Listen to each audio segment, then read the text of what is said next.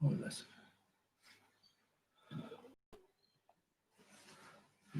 morning. So we are starting with having live audience. So it's still just me talking to the camera of other people here. So welcome to this Sunday workshop on practice of awareness here and now. So over the 2 sessions today, I am going to introduce a few different methods for us to get acquainted with our own awareness, mind, or consciousness. So the 3 of them I'm using it, interchangeably. And we're going to look at how to get to know our own mind better.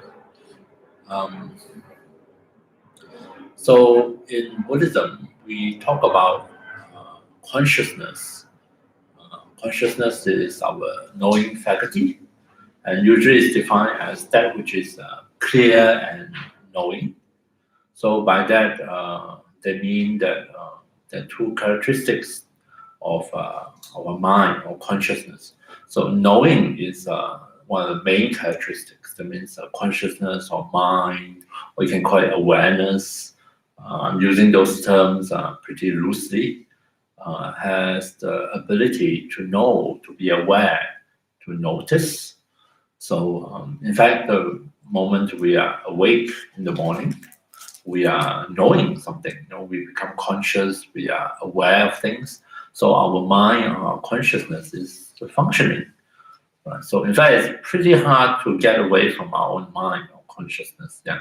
In fact, even in dreaming, we are aware. There is awareness, there is consciousness, a bite of a kind of an alternate reality, the dreamscape. But nonetheless, and even in dream, there is consciousness, there is awareness, right? So knowing is probably the most familiar thing we can have. The moment we notice something, we are aware, we are not asleep, we haven't fainted, then that is knowing. Yeah. Now, clear, the other characteristic is a bit more troublesome. It has different meaning, different connotation. Quite often people explain clarity, clear, as non-physical. So it's like highlighting that our consciousness, our awareness is not something physical. Physicality is, for example, like the mug, has color and shape. So we're not expecting our mind to have certain color and shape. I mean, the mind is aware of color and shape, like seeing. It's aware of sound, the sound of the plane. But the mind itself doesn't have color and shape. Right? It's not a kind of a physical thing. So it's one explanation of the characteristic of clear or clarity. But I much prefer another explanation. So clarity or clear, or sometimes translated as luminosity, refers to our mind's sort of ability to allow things to appear to it. For example, I woke up this morning, I opened my eyes, suddenly my room appeared to me visually. Right? So it's as if there is no obstruction from the side of our consciousness or mind, obstructing in this case, the appearance of visual objects. So there are visual experiences that all the different colors, shapes, or the different visual objects appear to us. So there is, and also sound. Sound will just enter, appear within our awareness, our consciousness, isn't it? And right now, sitting here, I have certain tactile sensations, and you have your own tactile sensations. So, so those sensations also just appear. There's no. That would be an interesting meditation object. Yeah, we have some sound coming in. So just like there's a bit of sound will just enter and appear in our consciousness, and we are aware of it. So clarity or clear can be also interpreted as offering no obstruction for the different objects or experience to appear to us. So, and the funny thing about consciousness and awareness is the fact that something appear to us, appear in our consciousness, appear in our awareness, it also means that they are known. Right? If they are not known, they will not appear to us. That's the idea. So, for example, let me make some nice sound. Right?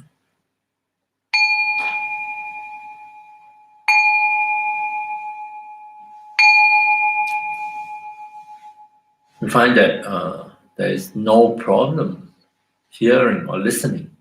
No. The moment the sound appear in our consciousness, in our awareness, we also know there is a sound. Right? So appearance and knowing, appearing and knowing is simultaneous in our experience. Right?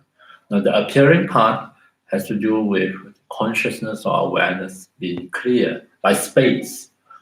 Offer no obstruction for all these different experiences to appear.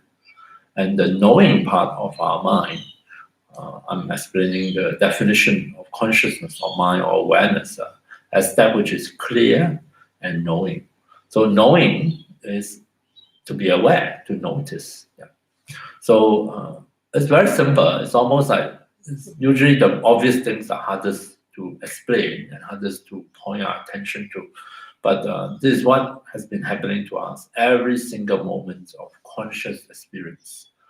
Every single moment of conscious experience, there is awareness, there is consciousness, and consciousness is functioning.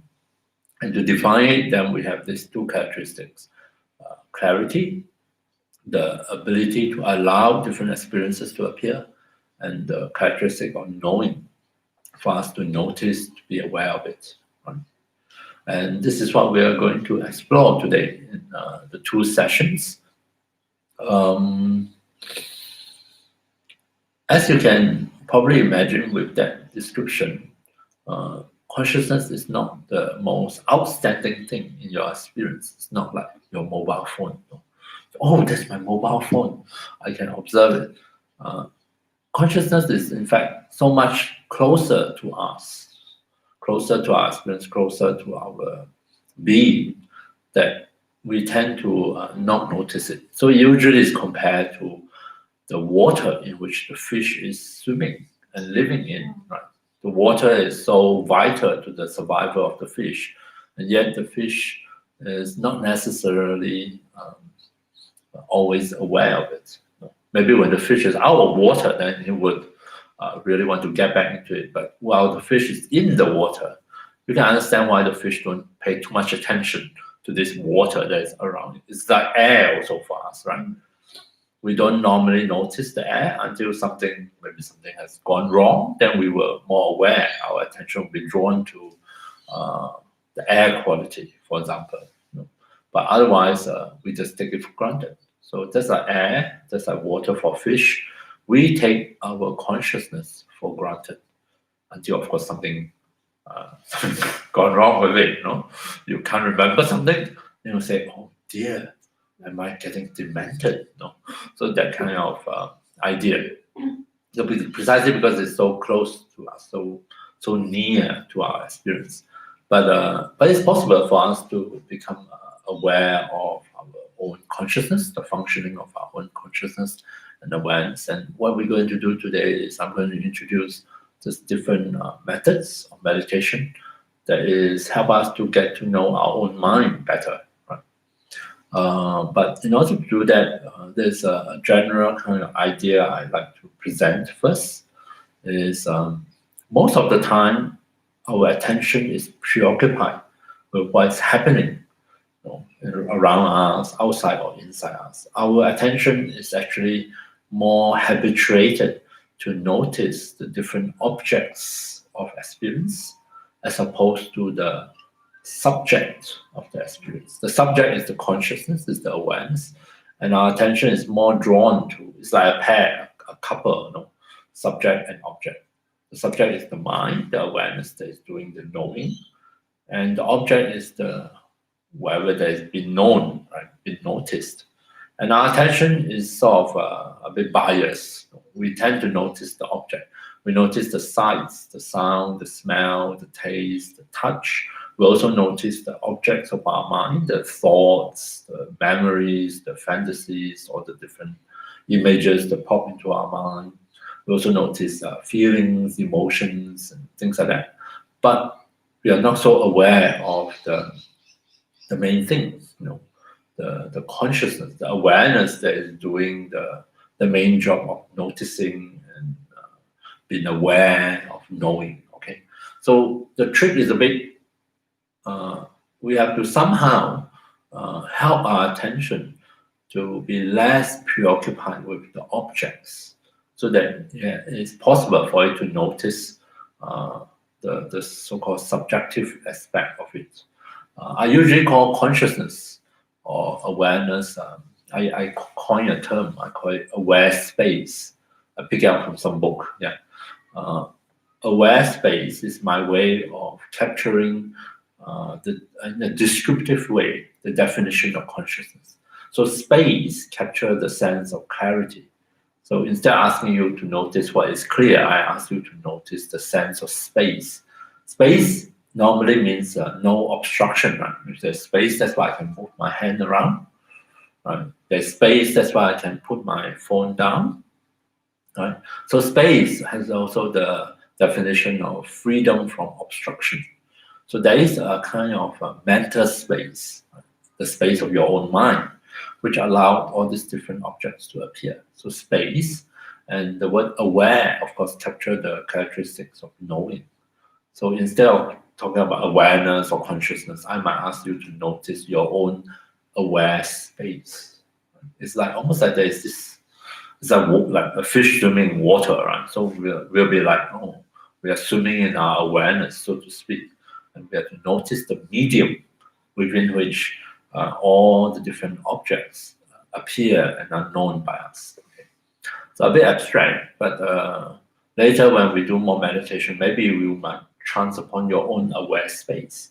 But the main principle over the different methods I'm going to introduce is that we must find some way of calming our mind down. Because the mind tends to latch onto objects. So if it does that a lot, then you will find that you can't uh, take your awareness and turn it around to notice itself, to notice the space, the aware space itself. So we need to somehow calm the mind, especially if the mind is chock-a-block full of all these thoughts and concerns.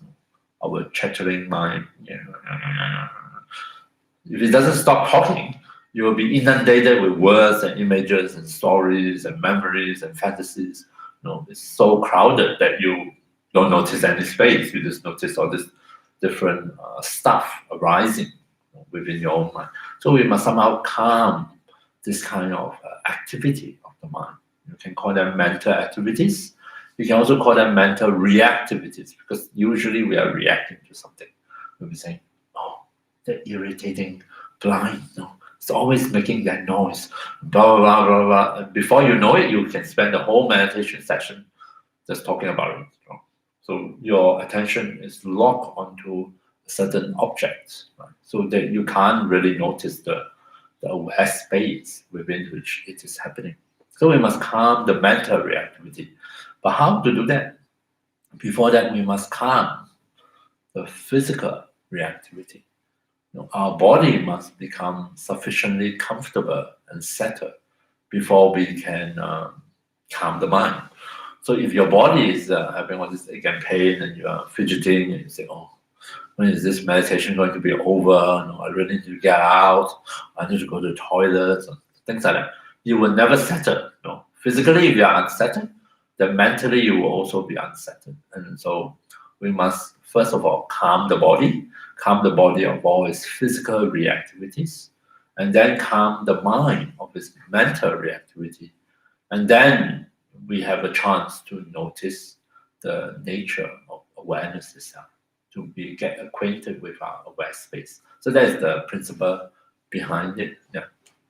So how do we do that? to calm bodily or physical reactivities. These days, I've been introducing and encouraging people to practice mindfulness of body, which is actually a very simple thing. It sounds very complicated. It just means returning your attention to your own body, just noticing the sensations at the different parts of the body, and to see if we can promote a kind of release, physical release of unnecessary tensions and tightness. So just imagine, by practicing mindfulness of body in this way, we automatically calm the body of its many reactivities. So, so that is the first thing, to calm physical reactivity by practicing mindfulness of body. Now, if that is going well, if it didn't go well, then maybe there's no need to go anywhere. If that is going well, naturally, as the body relaxes, it releases all this tension, pleasant feelings arise, some pleasant sensations, not terribly intense, but something that feels nice. Now, so the second step to practice is mindfulness of feeling. In particular, mindfulness of all those pleasant sensations, pleasant feelings. What happens is, when you practice mindfulness of pleasant feelings that come out of your meditation, this has the benefit, which is what we are looking for, calming the mind of its reactivity. Because you're sending a message to the mind, say, everything is going quite all right here. Maybe there's no need to be so anxious and so uptight. Maybe you don't need to be so worried. Maybe you can just come back and just chill out and enjoy these pleasant feelings. They're usually very faint, they're very mild. They don't last very long. But nonetheless, while they're here, it's good to enjoy them, appreciate them. Yeah. So just by practicing mindfulness of body and mindfulness of feeling, we are able to calm both the physical and the mental reactivity. By calm, I don't mean they will disappear altogether, but they will be lesser in intensity. And before you know it, you will automatically begin the third practice, which is mindfulness of your own mind. It's almost automatic, because once the reactivities are gone, what you're left with, of course, is your own mind, sort of staring at you right here. So you almost cannot avoid noticing it. Even if you don't notice the aware space itself, you automatically become more sensitized towards what's going on in my mind. You start to really notice all those thoughts that come and go, and say, wow, I'm really a chatterbox. I don't stop talking. Yeah. So that kind of awareness will come naturally. And this come under mindfulness of the mind. So mindfulness of body, to calm bodily reactivity. Mindfulness of pleasant feelings to come out of that release of reactivity. Mindfulness of pleasant feeling helps to calm the mind of its activity. And that leads to mindfulness of the mind. So these three types of mindfulness in this sequential way is what we're going to go through in the different methods. So I'm just so the principle will be the same, but the different methods is because different people might find one method easier to more effective than others. Right? Okay.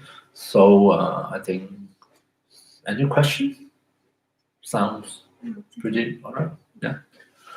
Those of you are online, you can always type in something in the live chat. I do scan at it sometimes. Okay, so let's do a meditation, and I'll guide you through the three types of mindfulness. So you can sit on a chair, sit cross-legged on the floor. You can lie down if you like. Those at home, you are also most welcome to adopt a suitable posture for yourself, whichever posture works best. And then we can just give it a try.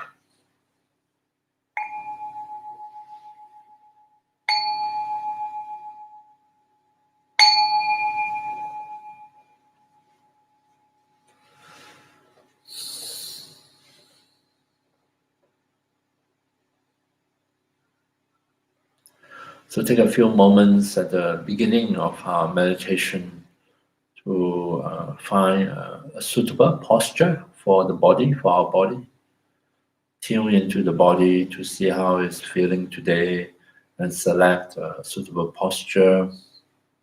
Some days might be helpful to sit up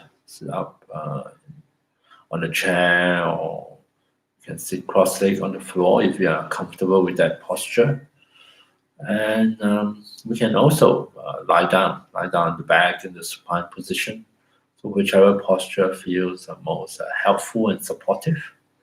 And we take a few moments just to allow the body to adjust itself, to get used to it, and to settle down into the meditation posture. While sitting, it's good to allow the back, the spine to be upright in a natural way. By that I mean we don't have to deliberately tense up the back muscles. We don't have to somehow achieve a kind of artificial state of a straightened back. Instead, just move your upper body around, forward, backwards, sideways. Just allow the body to find a position where it feels the most comfortable, most natural, and at ease. Good to rest the hands and arms on some kind of physical support so that the weight of your arms are resting on the support, and that takes away the need for us to tense up the shoulders or arm muscles to hold up the arms. Feel free to close your eyes completely if you prefer, or if you're used to meditating with your eyes open or half open, that is also fine.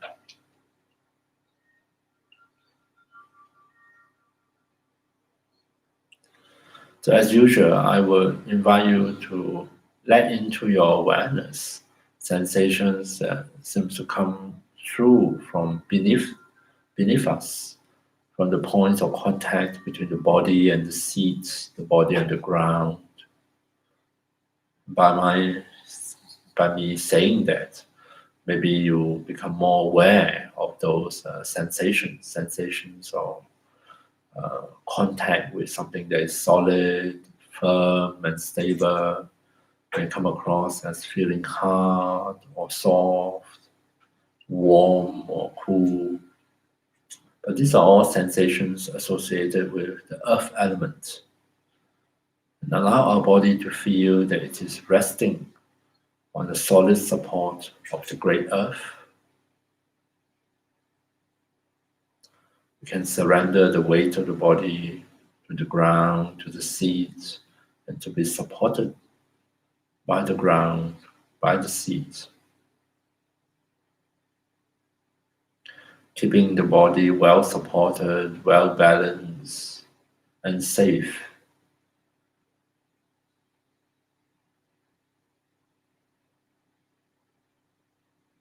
And we do so in order to trigger a natural response from our body. Our body may realize that it does not have to be so tight and tense.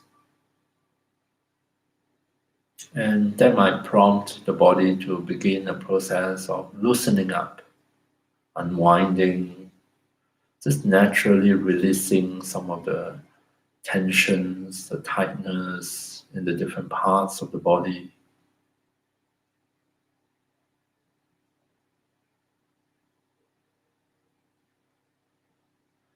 Over time, we may find the body is able to slowly, gradually settle down, feeling more and more comfortable in this meditation posture.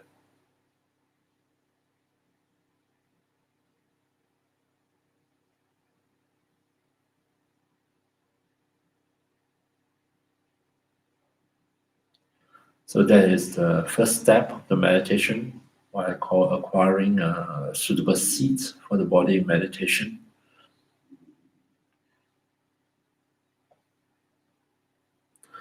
And the second step, we're going to help the body and mind to transition into meditation. And this will be the bulk of the meditation through the practice of mindfulness of body and also mindfulness of pleasant feelings. We're going to see if we can help the body and mind to calm some of the disturbances, some of the reactivities. So starting with mindfulness of the body, I'm going to invite you to allow the different bodily sensations at the different parts of our body to come into our awareness, to come into our consciousness.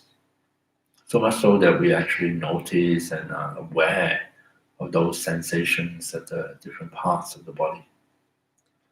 So starting at the crown,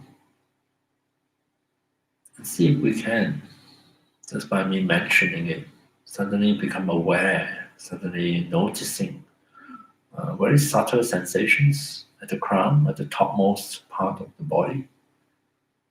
Sensations could be like tingling sensation, itching sensations, a little bit of buzz, a slight feeling of pressure, a little bit of warmth or coolness, very faint sensation maybe, or maybe some of us may notice nothing at all, which is also perfectly fine. Just allow more and more of such bodily sensations, starting from the crown, to enter into our awareness. Allow the sensations of the top of our head to become apparent to us in our awareness. Nothing spectacular, pretty faint, mundane sensations. How about sensations from the face? Is it possible for some of the sensations from our own face to also appear in our awareness, for us to notice those sensations? A little bit of tightening and tension here or there, or hardness. Tune in and notice whether are we unconsciously tensing up the muscles of the forehead or muscles of the jaw. And how about the muscles around the eyes?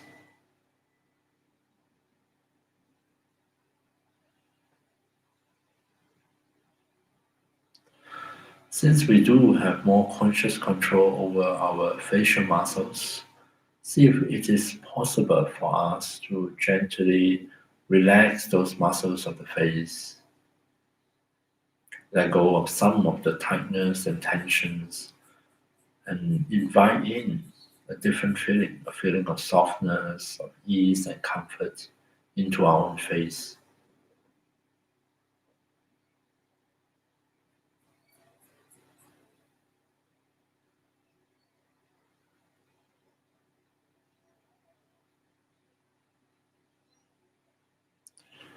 And when we do notice any pleasant sensation, such as the softening of the facial muscles, a slight feeling of comfort and ease, see if we can also welcome them into our awareness so that we notice them while they're here. They don't last very long, and allow ourselves to enjoy those nice feeling of relaxation, of ease and comfort.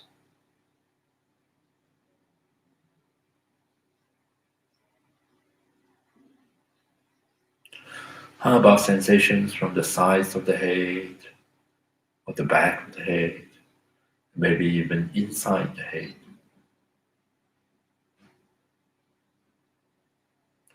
Without the need to try hard or put in more effort, just allow some of those very simple, mundane sensations to come into our consciousness.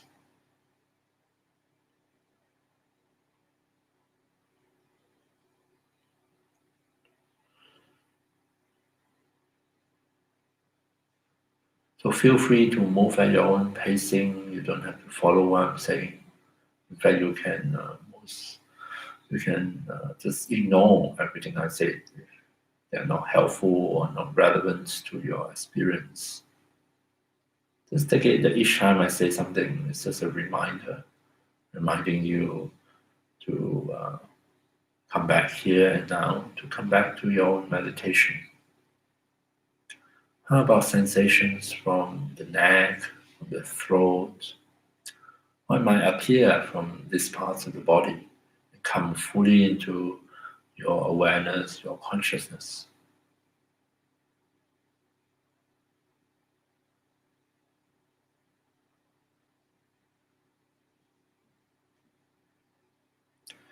And also we can inquire and notice how the shoulders are doing today. Shoulders and neck are a common area where we store quite a bit of tension and tightness unconsciously. So if we do notice uncomfortable feelings or tightness that refuse to go away, see if we can just acknowledge them and let them be for the moment. Just leave them alone for the moment.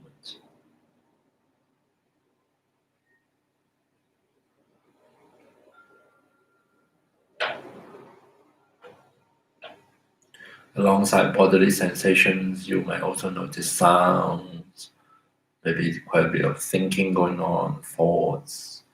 Any point of time when attention is drawn far away from our own body, from your body, when you notice it, simply come back. Allow some of the bodily sensations to once again come back into your awareness. How about sensations in both arms? Is it possible to notice sensations from the upper arms, from the shoulder joints, from the upper arms? Maybe the touch of the fabric of your clothes against the skin. Maybe sensations in the muscles. Could be subtle sensations at the joints.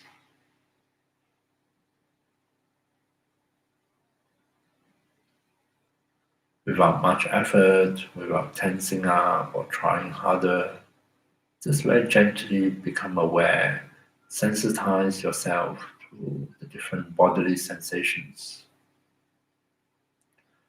How about the elbows?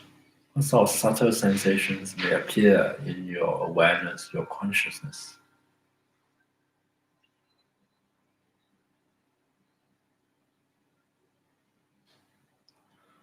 How about your forearms, all the way down to the wrists?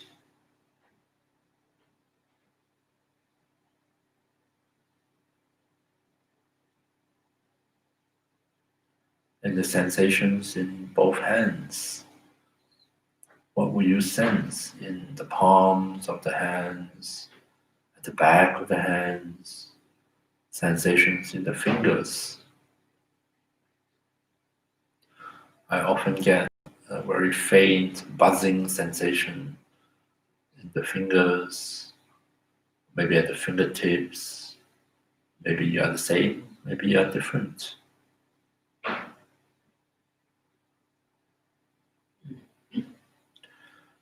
And having awakened the sensations in both arms all the way down to the hands, see if we can give permission. Just allow both arms to rest their weight comfortably on their physical support, so that you really don't have to tense up the arm muscles or shoulder muscles to somehow hold up your arms in a special way.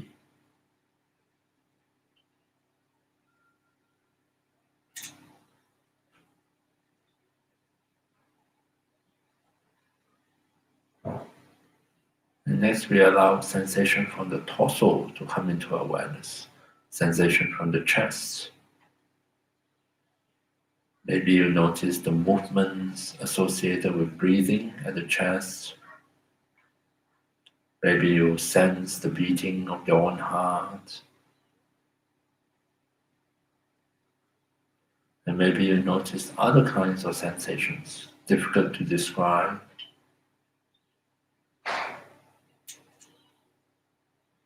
Not only do we allow sensation from the front of the body to appear to us, but also take care to allow sensations from the back.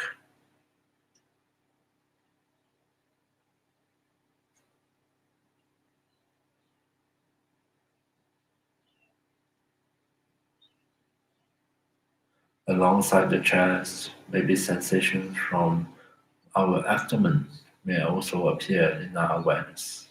Come into our awareness, come into our consciousness. sensations from our belly, sensations from the layer of the skin or the muscles, or maybe deep within from the various organs. And again, sensations can come from the front or the back or deep inside the body. We don't have to do much, we just have to notice, appreciate them. And sometimes when sensations from the back come to awareness, we may find our back muscles may respond to that by relaxing, by shifting, and the body, the spine may just move automatically, adjusting itself to a more comfortable position. And see if you can allow that to happen.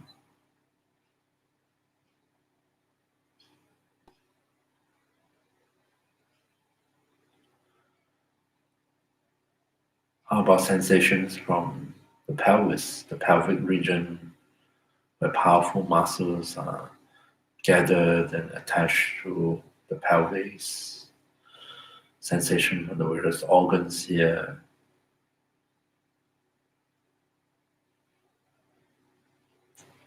See if we can mentally give permission to rest the weight of the pelvis, the weight of the upper body if we are sitting comfortably on this physical support.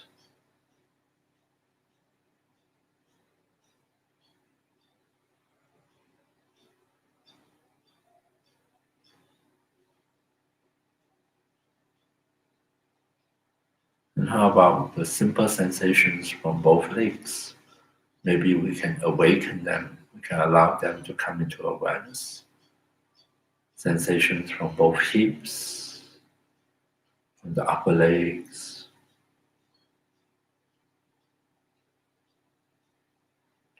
sensations from the knees,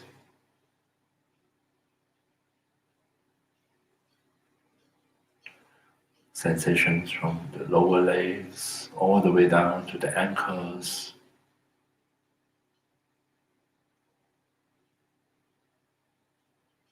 And then finally, sensations in both feet, the soles of the feet, the top of the feet, and sensations in our toes.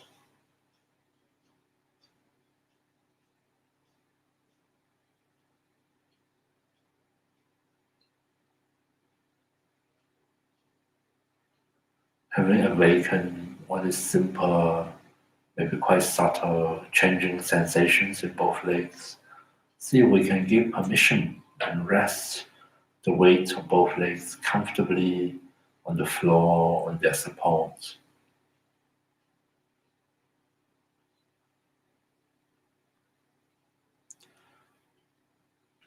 So rest our body comfortably in this posture, allow the body, according to its natural intelligence, to continue to settle down, to unwind, to loosen up, and to feel more and more comfortable and at ease in this posture.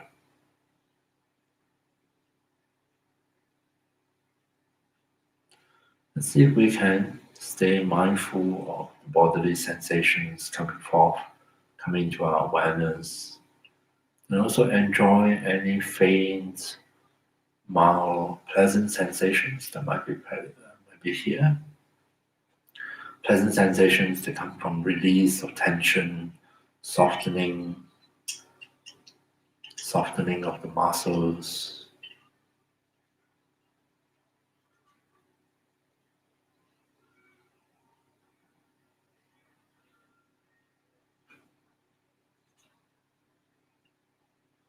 See if we can make bodily sensations, pleasant feelings, the main objects to let into our awareness, alongside other things such as sounds in the surrounding, sounds from our own body, and maybe even thoughts. By now, we will be acquainted with our thinking mind, thinking words or images. And that is perfectly fine. Stay here and now, almost as if we have become an aware space within which we allow all these different experiences to come and go.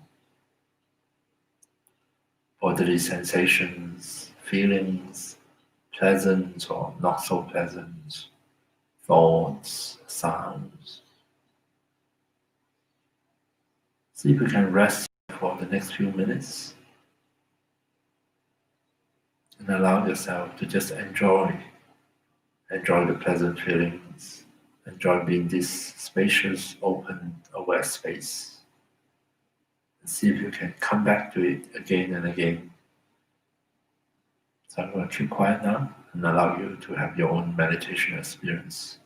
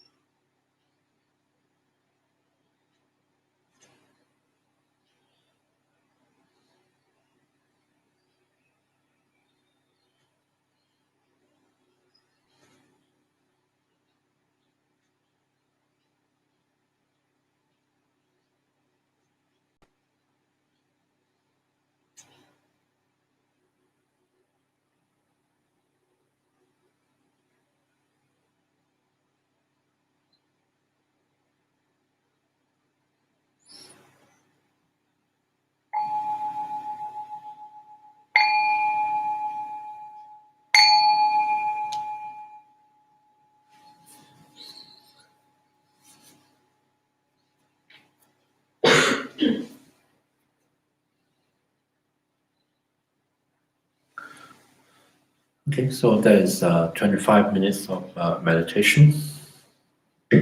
Hopefully, it doesn't feel like a lifetime. I like to think that, of course, that's just my own experience, not yours. That this way of doing things might make meditation a little bit easier, more enjoyable, less stressful, less strenuous. But that could be just my own assumption. Yeah. Do you think it makes you calmer? Yeah. I mean, not perfectly calm, but no.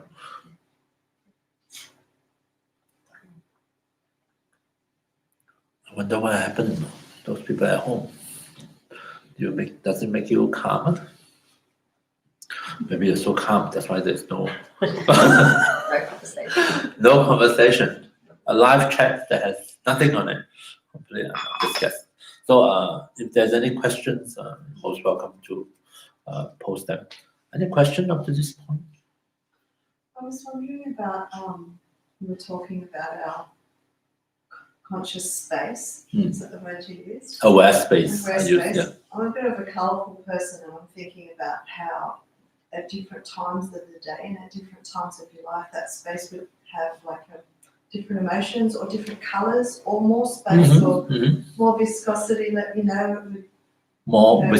It'd be harder to move in that space or viscosity. Yeah, I see. Depending on your mind, your state of mind. So that's something you can explore for yourself. Yeah. So if you are very visual, then better still, so the idea of an aware space is the aware space could have different things appearing. So it could be different colors. So the main thing is, regardless of what appears, so maybe in your case, being visual is colors, shapes, forms, but not only to notice the color, but also notice the space between which the colors or light or visual images appear. They have to appear in a space, isn't it? No. Mine is more tactile sensations. Then my tactile sensation seems like I have an image. Later I was using it. I think of my tactile sensations as signal appearing on a radar screen. It's because it's sort of some will appear high up in the body, and others lower down, to the sides, and some will be very intense in terms of tactile sensation, and it's sort of like it's almost like the image of an airport air traffic control. You see all this days is quite sophisticated, right? So long as the plane come into range, it would have appear, and it would be information will automatically be displayed. You can see all this dot moving across the screen of an air traffic control radar screen. So I think of it, my sensations is a bit like, my awareness is a bit like that radar field. It's a field of awareness that detect all these different sensations, and yours can be visual. Some people who is very auditory. Sound is also a very which is what we're going to do next. Sound is also a very good medium to explore the sense of space, because sound naturally appear within our awareness as at a distance or near, and also sound vibrates, reverberate. We know sound waves travel through air, through space to arrive at our ears. So, but I'm more interested in the actual experience of sound. So next meditation, we're going to look at not just noticing sound, and I'm going to produce some sound. So I don't trust the universe when I do listening meditation. Always there's planes and all these windows and all this thing, all sorts of noise. And then suddenly when I do listening meditation, there's absolute silence.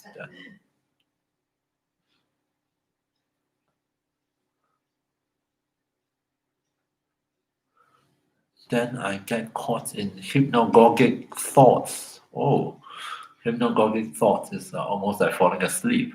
Found myself sitting in aware space and appearance coming and going for a brief moment, and then laxity set in. Yes, hypnagogic Angela has some hypnagogic thoughts, which means pre-sleep experience, which are quite bizarre, but also they appear within a space of consciousness, awareness. So, because today's theme is about getting in touch and becoming aware of our own awareness, and to allow our mind, our consciousness, to come to rest here and now. See, resting here and now means we are open, we allow what is happening here and now to come into our awareness, which includes sound. I keep hearing my own stomach growling. I was wondering, oh dear, with this microphone, has it been broadcast out to everybody? So we are aware of the sound that's happening at the moment. We are aware. Here we have a slight breeze, the touch, the tactile sensations. And of course, naturally, we will be aware of our own thoughts. Thoughts in the form of words, inner speech, or sometimes some people's thoughts are very visual in nature, right? So, and that's all perfectly fine. In fact, in awareness practice, the more objects appear, the better, because it gives us an opportunity not so much about the objects themselves, but to notice that they appear in a space. Quite a subtle, unusual thing to notice. And this next meditation, I'm going to ask you, since I'm going to produce a few sound of bell, the ringing of the bell, 2 sets of bells, 5 rings each, with a 1 minute pause in between. This is my usual program on that timer. And so as the sound rings out, it enters into your awareness. I invite you to hear the sound and notice the space, including the space that sound seems to travel from its source to you. So it's to sensitize ourselves to the notion of an inner space of experience. And then subsequently, whatever appear, or whatever I invite you to notice, seems to appear within the space, right?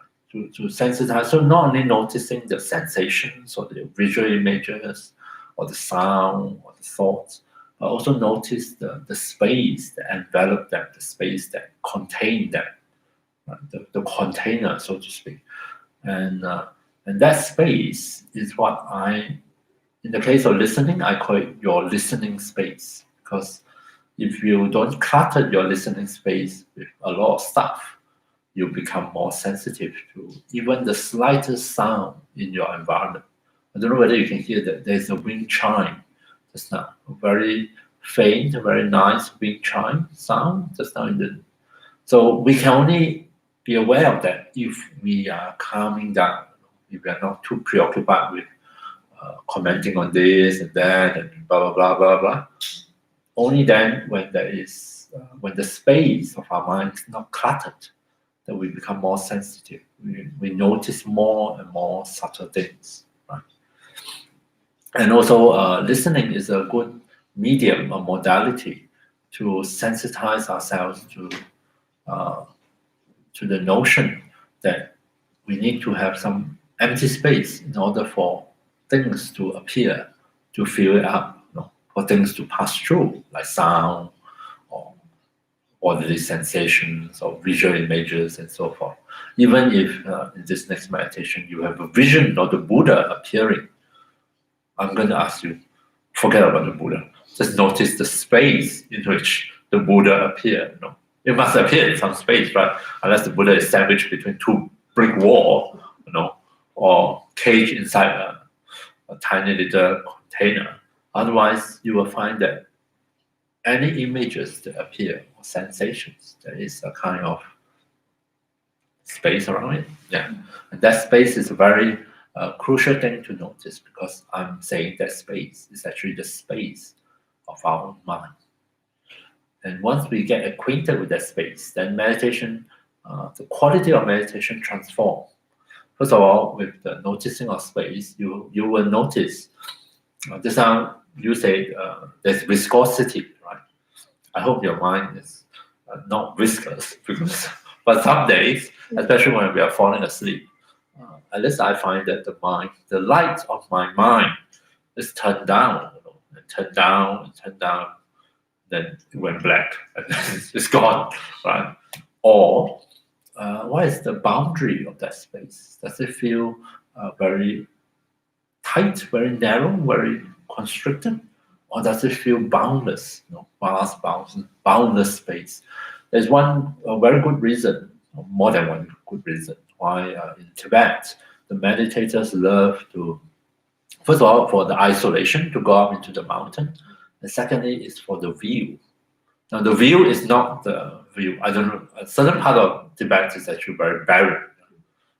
Once, a long time ago, I remember we invited a Tibetan geshe to Singapore to be our resident teacher, and they rent a quite expensive apartment in a very quiet part of suburb of Singapore, which is very expensive because usually it's all this high rise and everybody packed one on top of another.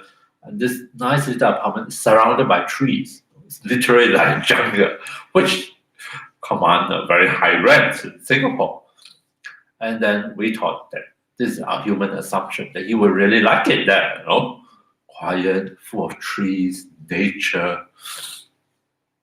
And him being Tibetan lamas and also very patient, didn't say anything until one day someone sent him a video of his homeland in Tibet, right, home region, and he showed us, and it was nothing at all like the environment that we put him in. In fact, there is not a single tree in sight in the place.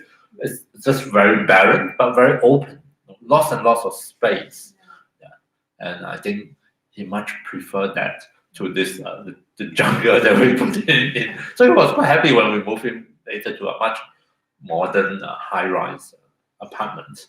So at least you look out the window, there is nothing.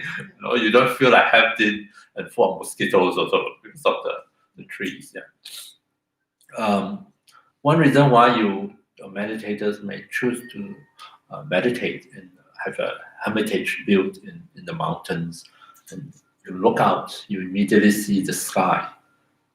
It's this sense of boundlessness. I always joke in Singapore that is even more expensive to get. That's very hard to find a patch of open sky when because I used to say that when I look out my window in my home, my flat, you see the next.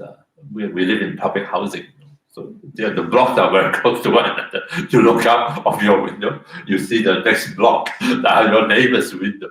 Yeah, so it's very hard to get a sense of space in an urban city like Singapore.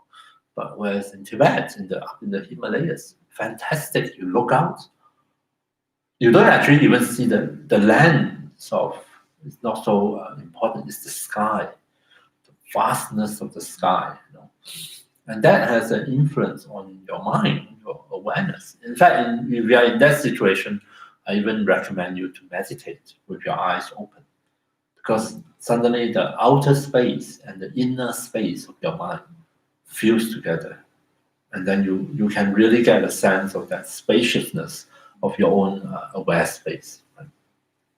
But since there's not exactly that kind of space, quite often I just suggest people to close their eyes and meditate. It's just otherwise, if you're in a place where there's a lot of things happening, it's quite cluttered, and that might actually might take your attention away from the space and put on all this different stuff, so to speak.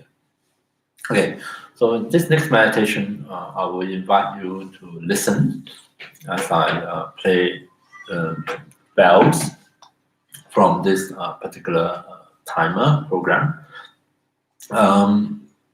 and you just listen, and through listening, I'm trying hopefully to sensitize you to this mode of becoming aware, to notice things as listen. to switch into a listening mode, which for me, among all our senses, listening has the greatest sense of space, because sound resonate in space, travel to you in space. You notice the farness or the nearest, and you also notice the so-called echoing of the sound in space. So it's at least among the senses, I find it, at least for myself, the easiest to get not only in touch with the sound, but also with the space. And that space, of course, in this case, is a listening space, an aware space.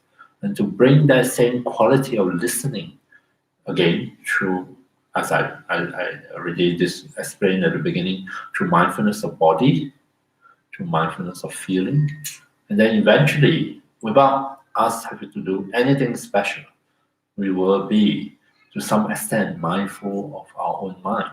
If not the mind itself, if not the awareness itself, definitely all the stuff, the inner stuff that is happening within that aware space, and like our thoughts, and we can listen to the thoughts. Of course, if it's visual, you can imagine with your mind's eye, observing the visual. It could be colors, patterns. Some people could have very specific images, visual images that appear, like Angela was saying, hypnagogic images, which are quite vivid, actually. Now, when you have big inner speech or inner images, notice not just the speech and the images, but also the inner space in which they happen. That automatically is mindfulness of your awareness, right? Sounds okay. So you can lie down and you can sit in whichever posture. Take a few moments to adjust your body, and I will guide you through similar process, but of course relying on listening. So let's get started. Let me just bring this.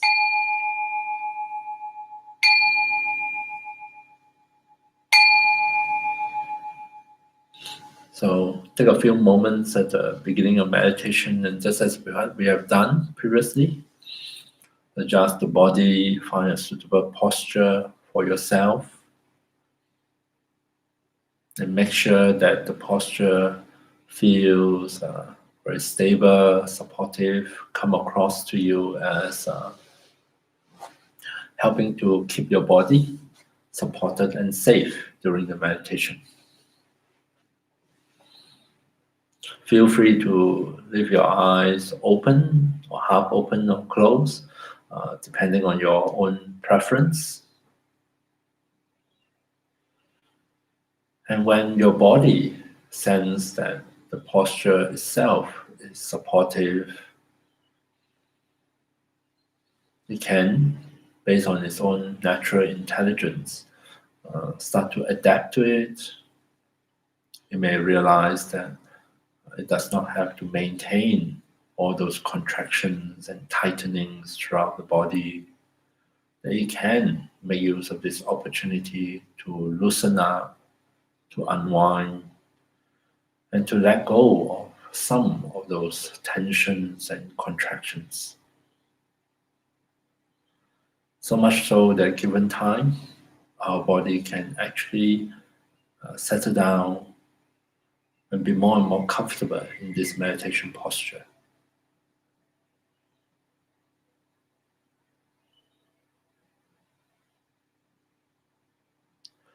So that is acquiring a seat for our body meditation. And for the second step, which is to help body and mind transition into meditation, here is where I'm going to invite you to listen, which actually require no effort on your part, except to just quiet down, be present, and listen. So there will be first set of bells, 5 of them, 5 rings, with a pause of 1 minute in between, followed by a second set.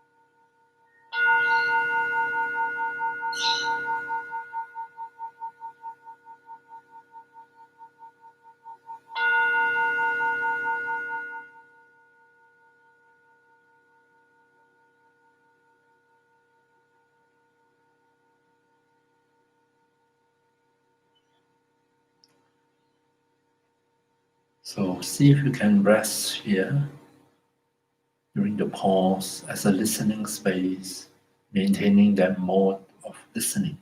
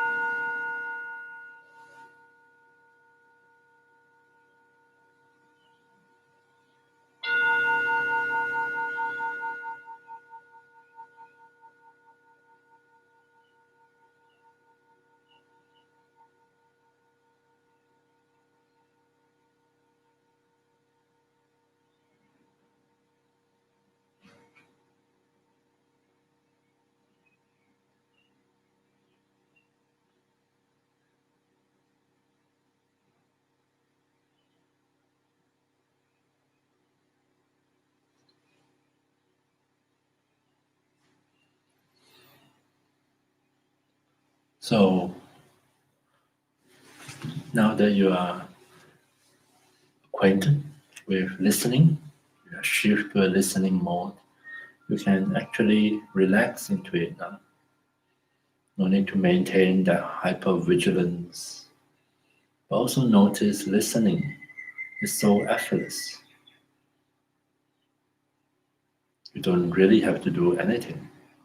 And sounds will just come all by themselves into your awareness to appear in your aware space, just like my voice is happening at this moment.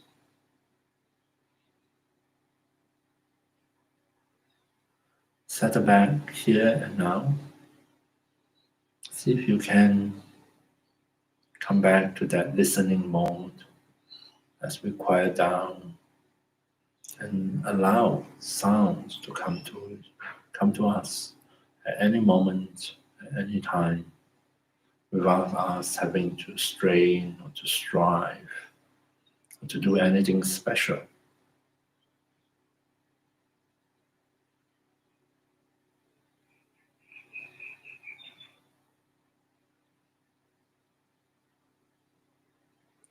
And within this listening aware space of ours, not only are we able to notice sounds effortlessly, but maybe we are also able to notice tactile sensations just as effortless.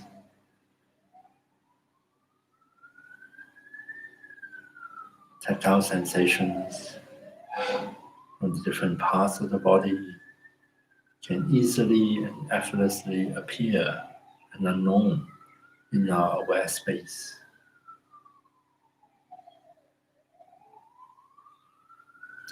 So once again, as I guide you through naming the different parts of your body, without you having to do anything at all, simply allow bodily sensations from those parts of your body to appear and to be known in your aware space. Sensations from the crown, once again, may just appear to you. Simple sensations, a slight tingling, a slight pressure, maybe nothing at all.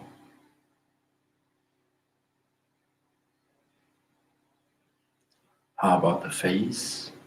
What sort of sensations will appear in your aware space? Have you tensed up your facial muscles again unconsciously? Which groups of muscles do you frequently and unconsciously tighten? Could be the muscles around the eyes, could be the muscles of your jaw, could be the muscles of your forehead. And is it possible, when you are aware of such tensions in the face, to gently persuade your body, persuade yourself to release those tensions, to let them go, and to welcome in a different feeling of ease, of comfort, relaxation, of softening at your own face.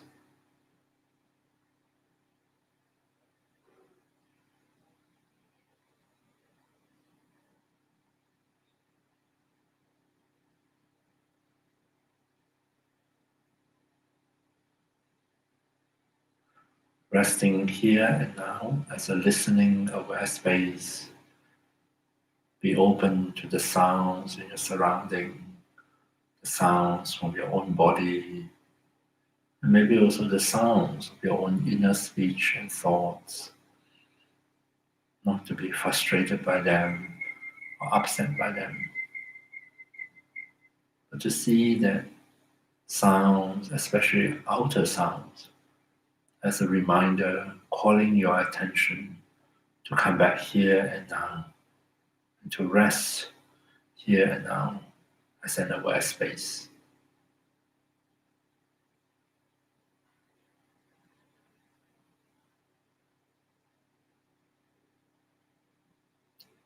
What sort of sensations are arising from your neck, your shoulders, from both arms?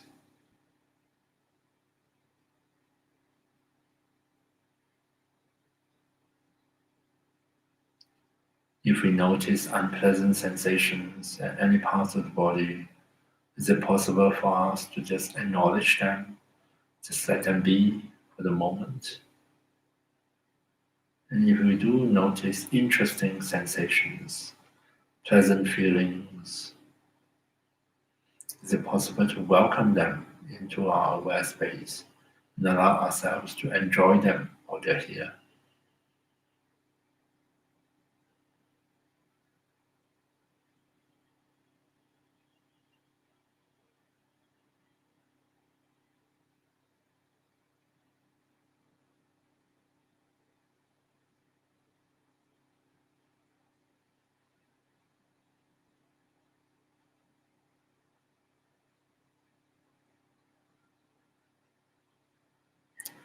Allow sounds, outer sounds, sound of my voice to call you back here and now.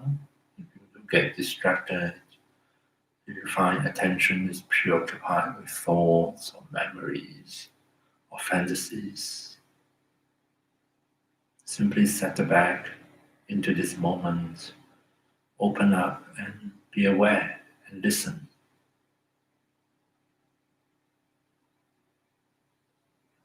How about sensations from the body, from the chest? Are we able to notice the movements of the breath at this part of the body, or sense the beating of our own heart, or notice sensations at the front and at the back of the body.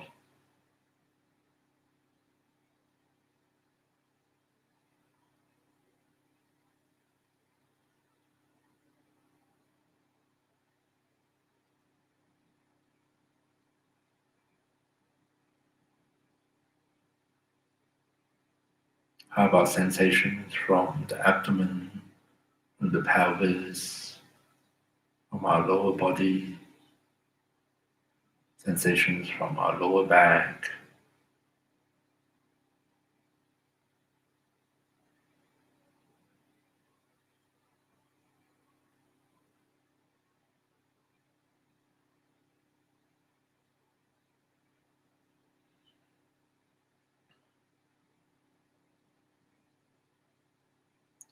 allowing into our awareness, our aware space, or these bodily sensations.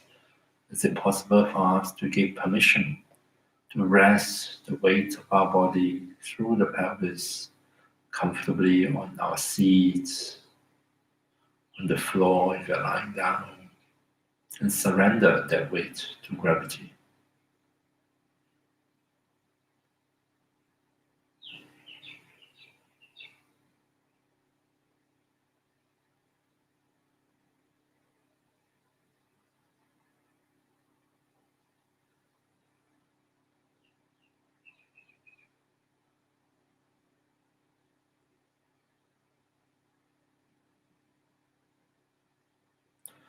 And is it possible to come back here now, to tune in, to listen and be aware of the sensations from both legs, all the way down to the feet?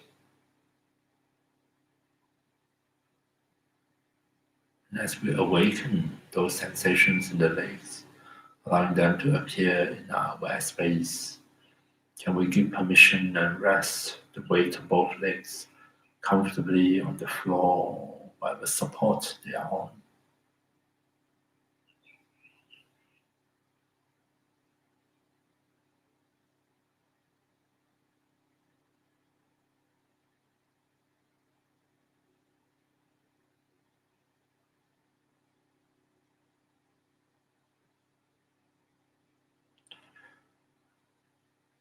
So we rest our entire body in the posture, on the support, on the floor or seat, and allow the body to continue to unwind, to loosen up, and to settle down, to be more and more comfortable in the posture.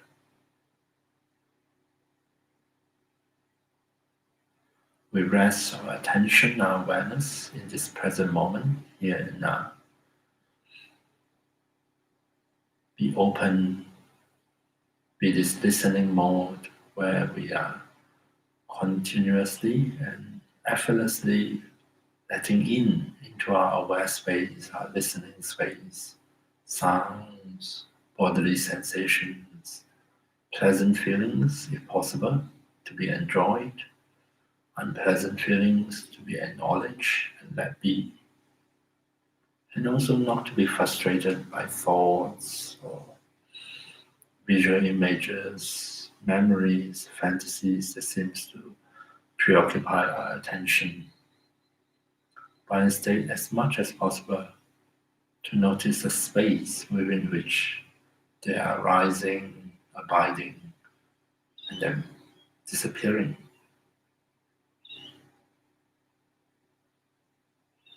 Allow the sounds in your surrounding to be a reminder for you, to invite your attention to come back to the present moment, to abide here as this listening aware space. So I'm going to keep quiet for the rest of the meditation and allow you to have your own meditative experiences.